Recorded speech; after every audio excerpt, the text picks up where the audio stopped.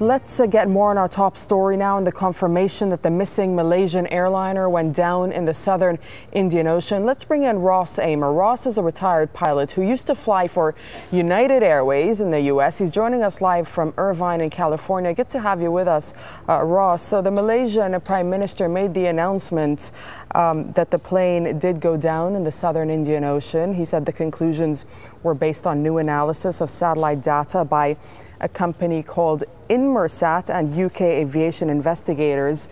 Anything from what he announced today convince you or tell you what happened to that flight, why it steered off path?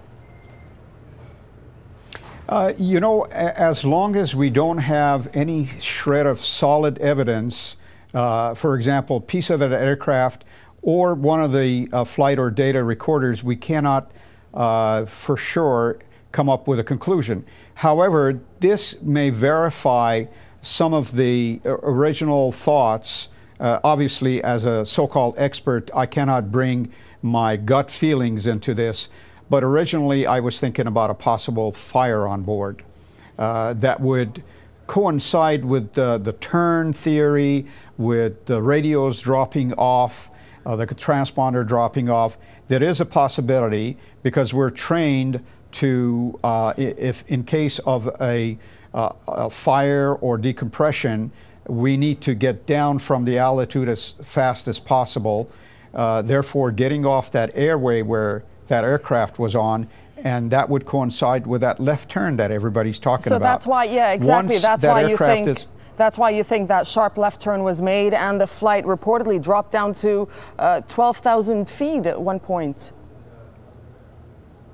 That's correct. If that is true, that basically coincide with the theory of possible in-flight fire, where unfortunately the crew and passengers may have perished, and the aircraft flies on its own until it runs out of fuel or it basically consumed by fire. Ross, let me ask you this though. Back to the company Inmarsat that's released this data that the Malaysian Prime Minister was talking about. Why do you think that it's taken so long for this to be released? Apparently it's based on information or data drawn from satellite pings. You know, that is the very important question. We were wondering, because as you know, we have a very short window of opportunity where the transponders on the voice and data recorder will stop pinging. So we only have about a 30-day window to discover those if they are in the bottom of the ocean. I'm wondering why do they have to wait so long to produce this information.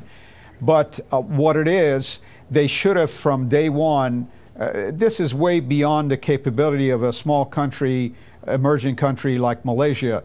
They should have come to one of the superpowers and say, you handle this, and they could have, any of the superpowers, they could have come in with massive logistics and technology to perhaps find these. So it is very, very late, I'm afraid.